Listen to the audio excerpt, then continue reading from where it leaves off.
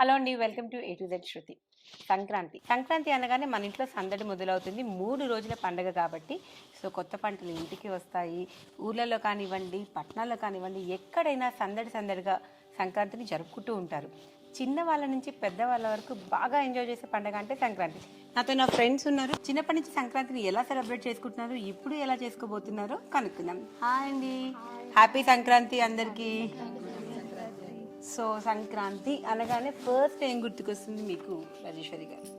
సంక్రాంతి అనగానే పిండి వంటలండి, ముగ్గులు, భోగిపళ్ళు, హరిదాసు, ఇవన్నీ గొబ్బెమ్మలు, ఇవన్నీ గుర్తుకొస్తాయి. గొబ్బెమ్మలు ఎందుకు పెడతారు అసలు ముగ్గుకి? రమా గారు మీరు చెప్పండి. సంక్రాంతి లక్ష్మి కదండి.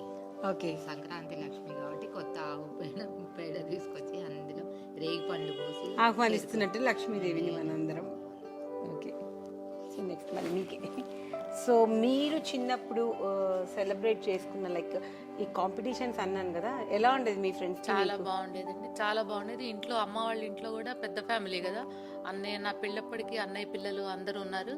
తెల్లవారుజామున లేచి పోటీలు పడుతూ తలకి నూనె పెట్టుకోవటము, భోగి మంటలు వేసుకోవటం, తలస్నానం, కుంకుడుకాయలతో తలస్నానం అనమాట. షాంపూలు అవి లేవు, అంతా ట్రెడిషనల్ ఫ్యామిలీ మాది. తర్వాత పెళ్ళయి అత్తగారి ఇంటికి వచ్చిన తర్వాత కూడా అత్తయ్య కూడా అందరికి పొద్దున్నే నూనె పెట్టడము, భోగి మంటలు పిల్లలకి, మాకు అందరికి కూడా.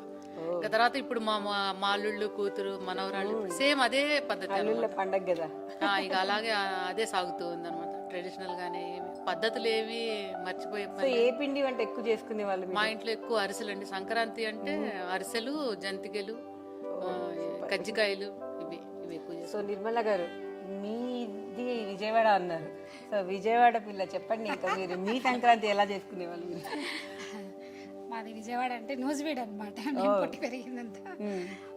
సంక్రాంతి పండుగ మొదలైందంటే బిఫోర్ నుంచే మనకి జనవరి 1 నుంచే నూతన సంవత్సరంలోకి అడుగు పెడుతూనే చాలా సంతోషంతో అడుగు పెడతాం. ఎప్పుడు సంక్రాంతి పండుగ వస్తుందా, ఎన్ని రోజులు పండుగను సెలబ్రేట్ చేసుకుందామని ఉత్సాహంతో ఎదురు. హాలిడేస్ కూడా చాలా ఎక్కువ వచ్చేది కదా సంక్రాంతికి. ఇప్పుడు తగ్గాయి కానీ అసలు సంక్రాంతికి హాలిడేస్ కోసమే నాకైతే ఎక్కువ ఇష్టం.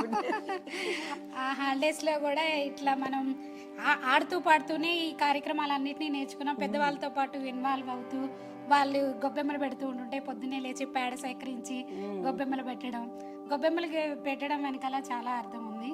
మనకి ప్రకృతి ప్రసాదించిన గొప్పవారం ఆవు పేడ తీసుకొచ్చి పెట్టడం. మనం దీంతో పాటు కూడా ఇప్పుడు ఈ డిసెంబర్ ఆ నెలలో చలి బాగా ఎక్కువగా ఉంటుంది కదా, ఆ చలి వల్ల మనకి చాలా రకాల ఇన్ఫెక్షన్స్ అవన్నీ వస్తూ ఉంటాయి. ఈ ఆవు పేడ ఇట్లాంటివన్నీ వాటిని ఇంటి ముందు చిలకరించడం, ఇట్లాంటి వాటి వల్ల ఏంటంటే మనకి వైరస్లు అవన్నీ కూడా దూరం అవుతూ ఉంటాయి. దీని వెనుక ఉన్న అర్థం కూడా ఇది. ఒక సైంటిఫిక్గా ఆలోచిస్తే ఇట్లా మనకి దీన్ని ట్రెడిషనల్ మన ప్రతి పండగల్లోనూ కూడా కల్చర్ అనేది పండగలతో మొదలవుతుంది. దాంతోపాటు సైంటిఫిక్ కూడా మనం యాడ్ ఆన్ చేసుకుంటూ వీటిని సెలబ్రేట్ చేస్తాం. ఇటు ఆరోగ్యం, ఇటు సాంప్రదాయం అన్నీ కలుస్తాయి మన పండగల్లో. గొబ్బెమ్మలు పెట్టడం అంటే దాని వెనుక అర్థం మనకి ఆవు పేడను తీసుకొచ్చి పెడితే గొబ్బి గౌరి అంటాం అన్నమాట. గౌరమ్మని ఇంటికి తీసుకొచ్చి పిల్లలు దాని చుట్టూ చేరి ఆటలాడతాం. మనం భోగి రోజున గొబ్బి తట్టడం అంటారన్నమాట. అవును, చేస్తారు కదా వ్రతం లాగా. అవును, నేను విన్నాను. మీరు బొమ్మల కొలువు కూడా పెడతానన్నారు కదా? 3 రోజుల నుంచి మనకి 9 రోజులు ఉంటుంది అనమాట. సంక్రమై మనకి సూర్యుడు మకర సంక్రమణలో వచ్చిన దగ్గర నుంచి ఉత్తరాయణం స్టార్ట్ అవుతుంది. దీనికి ప్రతీకగా మనం బొమ్మల కొలువుల్లో ఇట్లా ఒక ఇన్ని స్టెప్స్ అనేవి ఉంటాయి, 9 స్టెప్.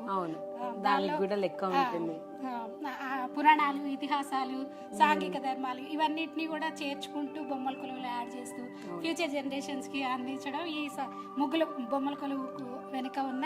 పిల్లలకు కూడా బొమ్మలు చూడగానే సందడి అండ్ వాళ్ళకి ఇది ఒక ట్రెడిషన్ అని తెలుస్తుంది.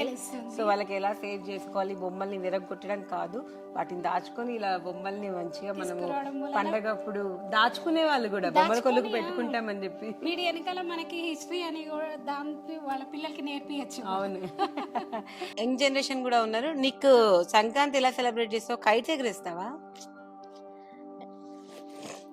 హలో ఎవ్రీవన్, నేను ఎవ్రీ ఇయర్ సంక్రాంతికి కైట్స్ ఎగరేస్తాను. అండ్ మాతో పాటు చిన్న చిన్న పిల్లలు సో వాళ్ళతో పాటు నేను బాగా ఎంజాయ్ చేసేదాన్ని. కైంచ్ అని చెప్పేసి ఇక కాంపిటీషనా ఏ అంతే. కైట్ వస్తుంది ఏ కైట్ వస్తుంది అనేది బాగా తెంపే వాళ్ళం వాటిని.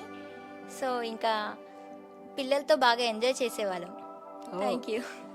నెక్స్ట్ మమత. సో రైతు బిడ్డ అన్నావు, నల్లగొండ అన్నావు. సో ఎలా ఉండేది ఎడ్ల బండి పోటీ? నిజంగా చెప్పాలంటే సంక్రాంతి పోటీల పండుగ అని కూడా చెప్పొచ్చు.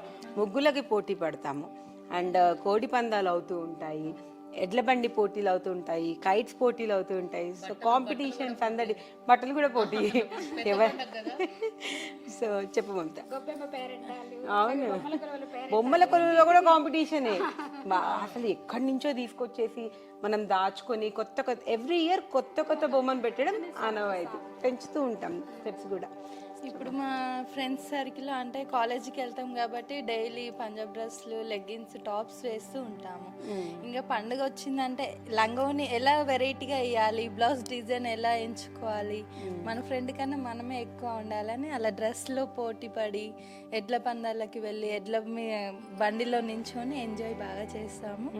ప్లస్ ఇంకా ఏమంటే ఫ్రెండ్స్ అందరం కలిసేసి సైట్ కొట్టడం, అలా మంచి అంగాము ఫుల్ ధూమ్ ధామ్. అక్క వాళ్ళు వస్తే బావలతో వాళ్ళని ఇలాంటివి బాగా చేస్తూ ఉంటాం. సో హరిదాసులు ఆ ట్రెడిషన్ చూసారా? చూసాం మేడం. ఇప్పటికీ మా ఊర్లో చేస్తూనే ఉంటారు. మార్నింగ్ తలస్నానం చేసుకొని భోగి నీళ్ళు పోసుకొని హరిదాస్ రాగానే తనకి బియ్యం పోసి తను కథ చెప్తాడు. ఆ కథ వింటూ అన్ని ఒక్కొక్కటి 1 by 1 నేర్చుకోవడము, ఇలాంటి అమ్మమ్మ చాలా చెప్తూ ఉంటుంది. అవును, ఎంత కిందకి ಹೋಗ್ತಾರೆ, ఎంత ఫ్లెక్సిబిలిటీ వాళ్ళ చూస్తే మనకు అర్థమవుతుంది. అదే అందుకనే ట్రెడిషన్ నుంచి చాలా నేర్చుకోవాలంటారు. ఆ గంగిరెద్దులు కానివ్వండి, అసలు అవన్నీ కూడా మనకి అప్పటి నుంచి చాలా వస్తుంది, అండ్ మనమందరం కూడా ఫాలో అవుతున్నాం. సో మనకన్నా కూడా పెద్ద తరం రమాదేవి గారు ఉన్నారు. సో మీ చిన్నప్పుడు ఎలా సెలబ్రేట్ చేసుకునేది, ఇప్పుడు మీరు మీ పిల్లలకి, మీ మనవాళ్ళకి ఎలా నేర్పిస్తారు పండగ?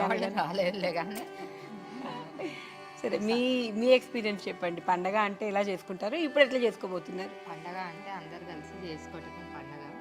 అయితే అప్పుడు ఉమ్మడి కుటుంబాలు ఉండేవి, ఇప్పుడేమో లేవు.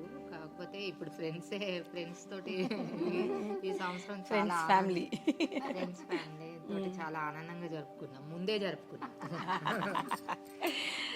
సో అప్పటి పండగ ముచ్చట్లు ఇప్పుడు ఎలా చేసుకుంటామో కూడా చాలా బాగా చెప్పుకున్నాము. ఒక్కసారి వ్యూవర్స్కి హ్యాపీ సంక్రాంతి చెప్పేసి బాయ్ చెప్పేద్దాం. వ్యూవర్స్ అందరికీ హ్యాపీ సంక్రాంతి. మీరు కూడా ఇలాగే సంక్రాంతిని బాగా సెలబ్రేట్ చేసుకుంటారు అనుకుంటున్నాము. ఈ వీడియో కనుక మీకు నచ్చినట్లయితే లైక్ చేయండి, షేర్ చేయండి, సబ్స్క్రైబ్ చేయండి, బెల్ ఐకాన్ కొట్టడం మాత్రం మర్చిపోకండి. బెల్ ఐకాన్ మీకు మరిన్ని నోటిఫికేషన్స్ ఇస్తుంది నా నెక్స్ట్ వీడియోస్కి. Till then take care, bye and enjoy the festival.